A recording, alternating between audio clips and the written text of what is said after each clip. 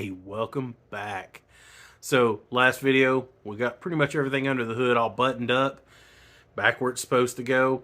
I was lacking a couple of things. The starter wasn't hooked up and the O2 sensor wasn't hooked up. Stuff underneath the car. I've actually already went ahead and done that. There's nothing to see there. So I just did it and got it out of the way. There was a problem I found when I was crawling around underneath the car looking for the intake bolt that I'd lost. And what I found was the exhaust is touching the body. I had to pull that tight, but I thought I was pulling against the hangers, the rubber isolators for the exhaust. Turns out it must have already been touching the body, and I just pulled it back against it, like completely. So we're gonna have to get in there and actually cut some stuff loose because of the way they tacked it together, where the pieces slide together for the back half or whatever. I'll show you. But we're gonna cut that loose and slide it back. I remember now. I mean, it's just been a while since I messed with this. When they first did it, they were having problems with the exhaust hitting the. There's a brace that goes above the panhard bar that braces all that up. I have I think they call it a drop brace, which creates more room for the exhaust, but it was still rubbing there.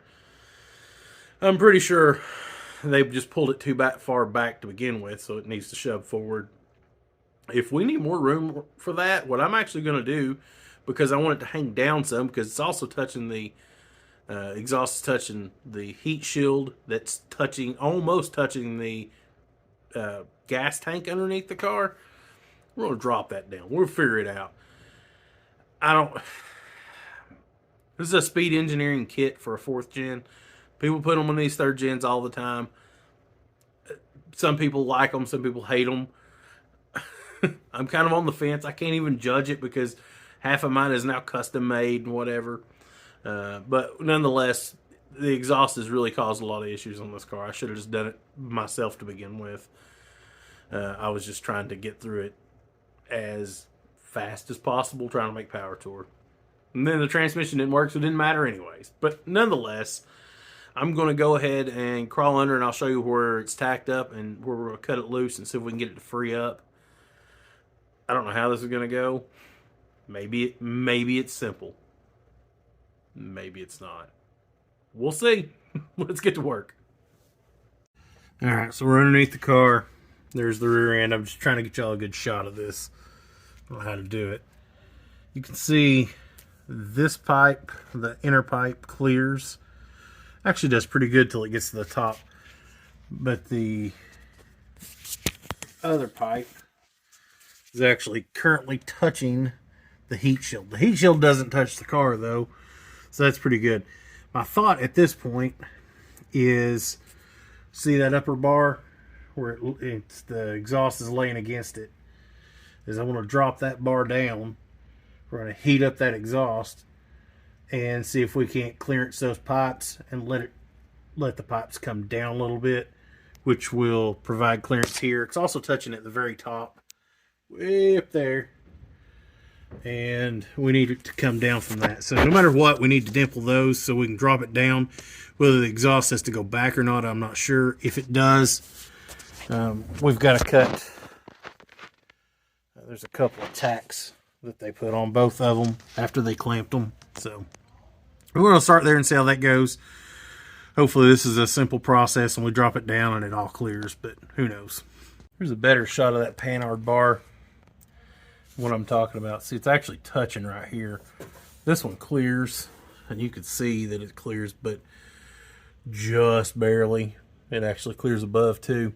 But the only reason it clears is because when I brought this back, I actually took the original bolts out on this side and put some washers in it and dropped it down a little bit. So that's the only reason any of that clears. When I brought it back from the exhaust shop, none of it did. So here's my thoughts is I'm just going to drop the panhard bar down, and then I'll unbolt this and we'll drop it down too, and just I'll mark this and then heat those areas up and then just get us some clearance to see how much we can drop the exhaust. Also, we'll know if the exhaust is going to clear better or not just by dropping all this and taking the tension off of it. We'll see what the exhaust just naturally wants to do. And we'll see if this may not even fix it. We still may have to do other stuff. We'll find out.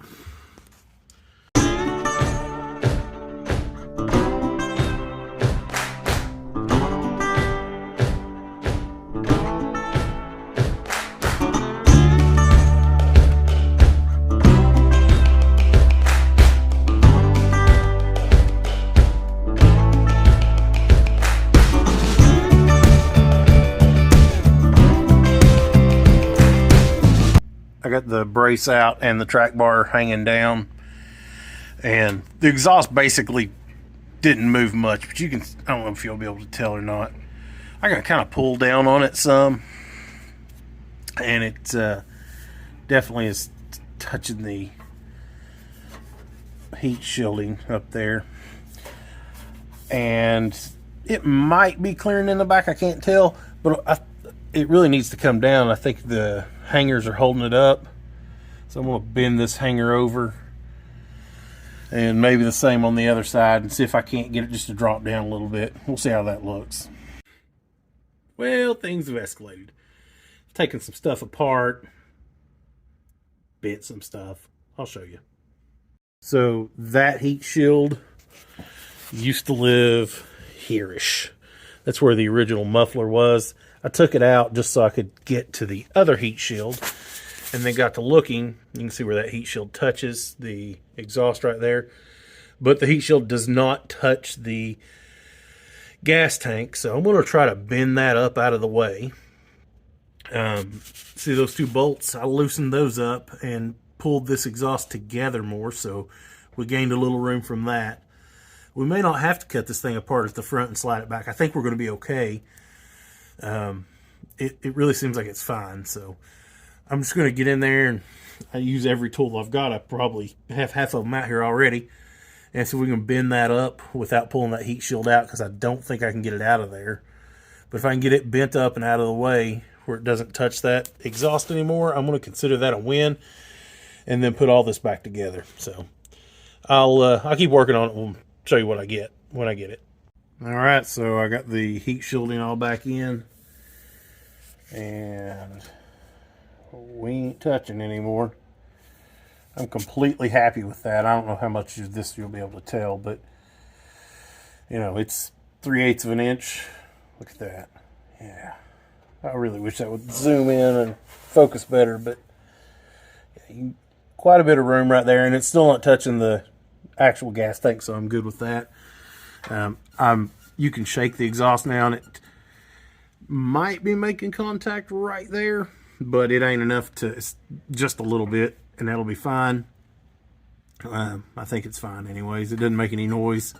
Squeaks, but what's squeaking is just the exhaust itself rattling, just squeaking as you move it. But we'll see. Also a little concerned about how close all that is, but this car doesn't have much suspension travel as far as up goes, so I think it'll be all right. I'm going to go ahead and put that bracket that goes across here, the panhard bar bracket, whatever it's called. And I already actually hit this a little bit right here. I decided to, you know, maybe I won't use a flame and get that at just as hot as I can get it, beat it in. Maybe I can just do it without that. We'll see. I'll give you all an update here in a minute. This is just a really tough spot to film in back here.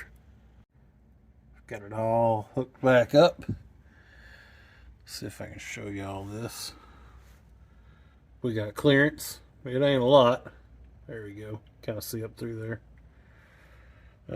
But they're both clear now. Nothing touches. You can shake the exhaust and it doesn't touch. Bounce it up and down. It still hits that heat shield back there, but guess what? That's as good as it's going to get. I'm ready to get out from under this car for a while. The last time I was working on this thing, we got the exhaust, I think, fixed. Hopefully I don't have to touch that anymore. It's probably going to rattle and make all kinds of noise, and I spend the next month on it. But you know what we're getting ready to do? Something super exciting. We're going to put this car on the ground. We still got some stuff to do inside before a test drive, but we're really, really getting close to that. So I'm going to go ahead and get the jack. We'll put this thing on the ground and just take a look at her. It's one of the best feelings, man, to get a project this far along where you finally get it back on the ground. Yeah, I'm super excited.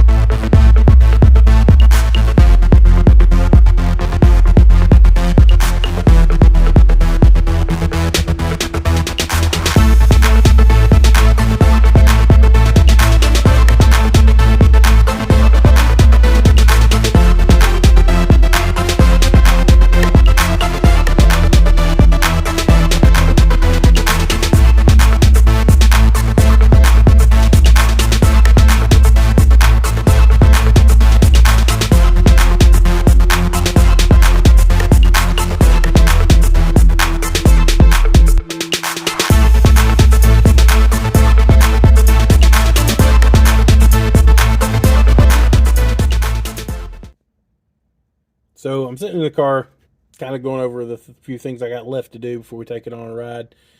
Got the battery on charge. It's pretty low, so that's going to take a while. And I could start it and let it run without it, but the EFI doesn't do very well when it's got a low charge. So let me show you what we've got, and we're going to fix some stuff here and see what we can get done. So I want to build a cover to go over this, and then we're going to use a rubber boot just over this section here. I've actually got a boot that would cover this whole thing, but I don't like a boot that big. Just a personal thing, you know, whatever. So also, as you'll notice, as it comes back from about there back, the actual shifter sticks up through the floor. So we'll have to do a raised portion back here. That's not a big deal. And we'll probably end up having to cut the rest of that out. No big deal. But let's see what we can make happen here.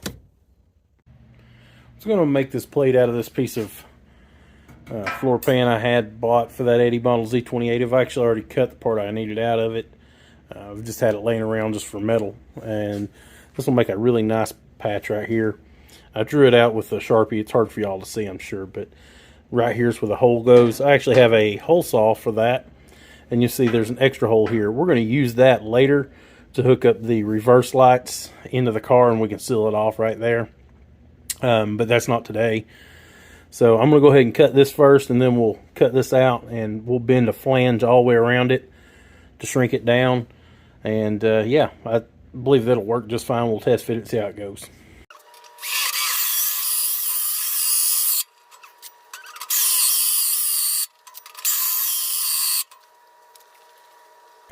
So the wiring, let's go over that right quick. When it's in park, these top two, the purple and the yellow, make contact, and that's how you know it's in park, and it'll let you start. The green and the blue make contact or in reverse. That's how your reverse lights work.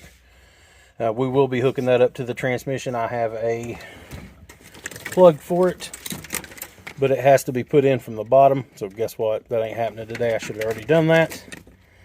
And then the last two are actually so you can start it when it's in neutral. We're not actually going to do anything. We're going to cut those and just cap them off so they're not live anymore. But right now we're just going to worry about these two so we can start this thing.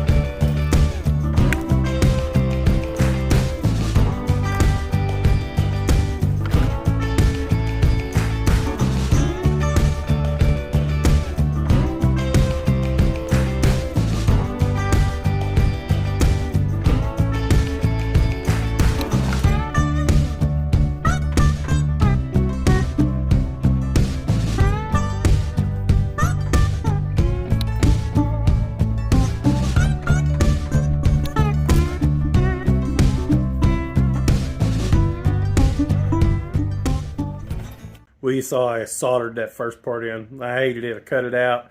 I tried again. I actually cut that out. I probably won't show that. But then finally I put some flux on it and I got it all cleaned up and it's nice enough. I'm waiting on the battery to charge so I can finish cutting that hole for the plate. Battery's still on charge for the car. And it's actually the end of the day. I have piddled around all day and I fixed a bunch of little stuff that I won't even show that doesn't even matter, and I had to clean and whatever, you know how it is. So we'll hit it again tomorrow. Well, hopefully we can get to go drive tomorrow. We'll see. Anyways, till tomorrow. Well, it's a new day. It's also a new plan. I think this thing will start. Let's go for a ride. I'm going to push it outside. My wife's working upstairs. I don't want her to be having to idle and stuff inside and whatever, so I'm going to push it outside. We're going to let it, see if we can get it to start and idle and fill up the antifreeze and get all that topped off and just see what she does. Alright, so I got her outside. I pulled off the up radiator hose and filled the system. People said that's the best way to get air pockets out. I don't know. We'll try it. It did take more coolant than I took out of it, so chances are we had that air pocket before, but it is all the way full now. I'm going to put the funnel back in it so it can bubble if it needs to. But I think we're to the point that we can try to start this thing, let it sit here and idle, just make sure it's not going to overheat and do, you know, anything crazy. Yeah, so I'm going to put y'all on a stand. Let's see if she'll start. It's been a while.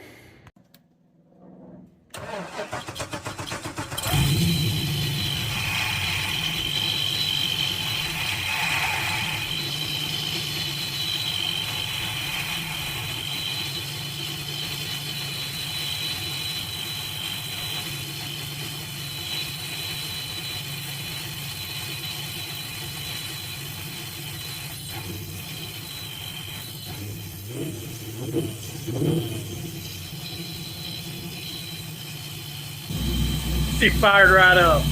Man, not bad for a car that's been sitting for like 4 months. That alternator's making some noise. We may eventually have to replace that, but whatever. I'm not really concerned. I'm gonna let it heat up, do its thing, and we'll get in it and take it for a ride here in a minute.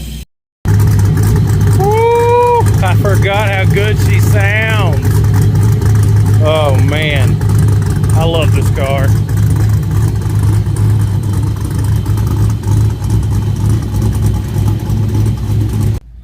Y'all ready? Let's fire this girl up and see if we can't take it for a little ride. I don't need to do anything crazy. Just if we can get through, you know, 3rd, 4th gear, we're gonna bring her home. It's already late. I gotta get this edited and out to you get today. So we'll see how she does. Man, I could not have picked a better day for this. It's currently, I think, 65 degrees out. T-tops are out, windows are down. Great time for a test drive.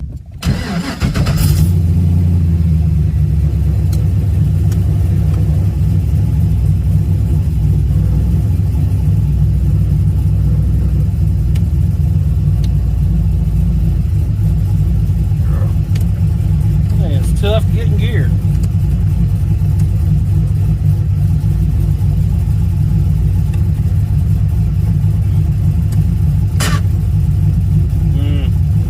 That ain't good. Hear that? See if we can start it in gear. I don't want to get down this hill and not be able to get it back up. The clutch probably didn't bled well enough. I don't have any help. We spent an hour on it the other day. We'll cut it off and put it in gear and see what it does. That's first. Popped right out of gear.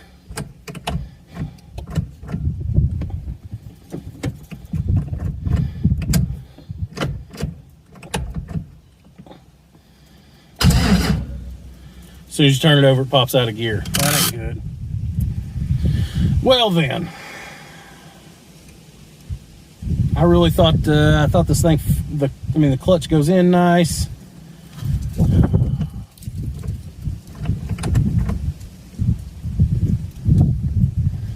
But if the clutch is in, it should just start.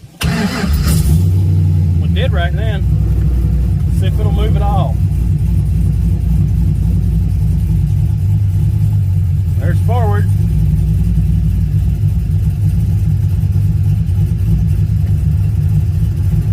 Just can't get it back in gear. Oh, that's nice.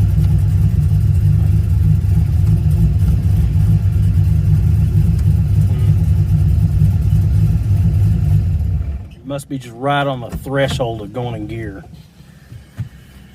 I just want to drive this thing.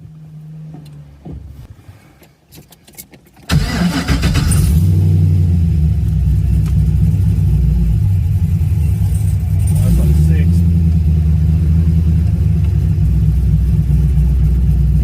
I really wish it'd just go in gear, but I know what I'm gonna have to do. We're gonna have to bleed that clutch. All right, well.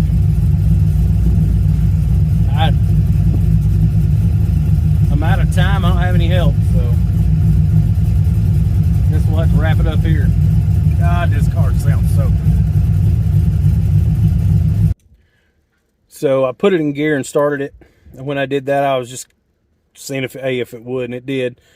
But as soon as the clutch comes off the floor, I mean, just immediately it starts pulling. So that tells me that we got some air in the line still. I don't know how to bleed it by myself.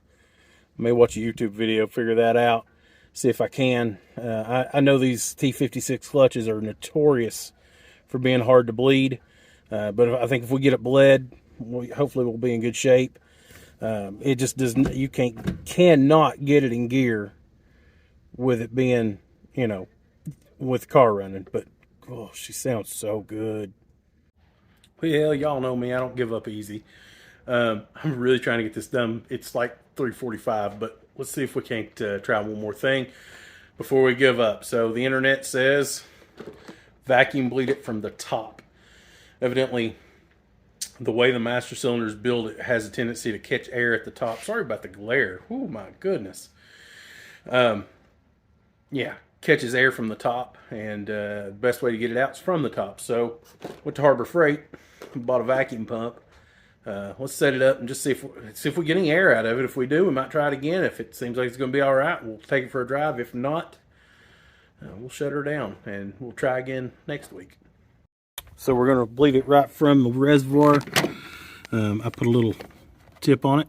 I'm going to stick it right down in like that and pump it, and we'll see what we get. I'm going to sit y'all up on a tripod so you can watch. Well,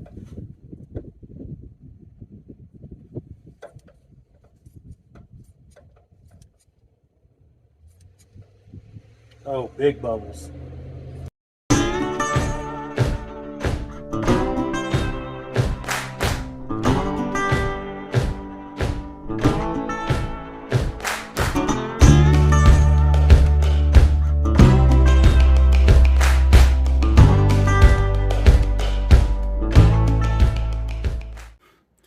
Definitely pulled a lot of bubbles out of there.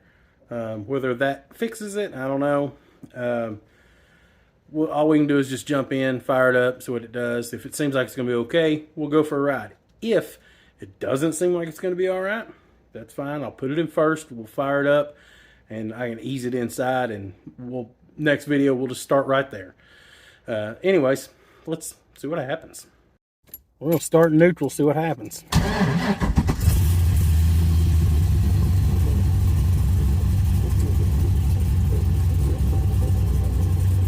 Nope.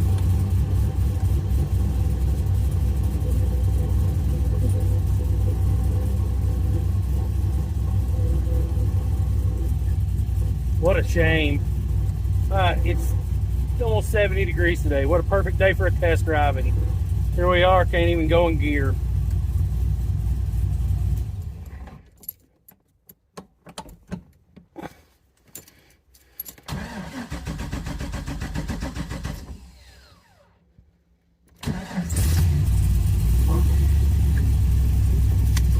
It's in first, so let's see if I can just get it inside. Yeah, you just barely come off the floor and it's engaged.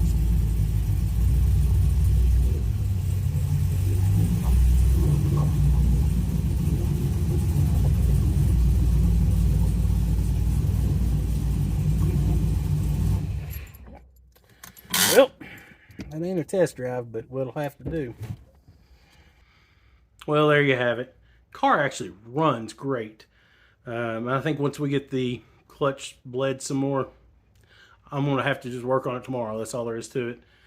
Maybe we can get it to the point that we can actually drive it, because if you put it in gear, like I said, push the clutch all the way in and start it in gear, just as soon as you disengage that clutch, it's on. So it's enough to pull it inside, but it's not enough clutch to where you can actually shift gears. So it is what it is. We'll have to do some more fiddling with it, and maybe that's not even the issue. I don't know, but it's a good place to start. So it's definitely got a clutch issue. So I'll mess with it on the next video. We'll do some more test driving maybe. And maybe the next time it's further than just outside and back. It's a shame to put all this work into this car, and that's the best it did on a test drive. But now we know that we're getting there. It moves under its own power with a 6-speed in it. Not a big win, but a win. So anyways, I'll catch y'all on the next video. Thanks for sticking with me through all this. I know that it's been a long road, but listen, as best I know, that's the most a third-gen Camaro has ever driven with a Nissan CD009 in it. That's something, right? So I know some other guys have tried. I've just never seen any that were finished. So we'll see. If you know of anybody, let me know who they are, because I would love, especially if they have like a YouTube video or Instagram or whatever, love to see what they've done. So anyways, thanks for watching. I'll catch you on the next video.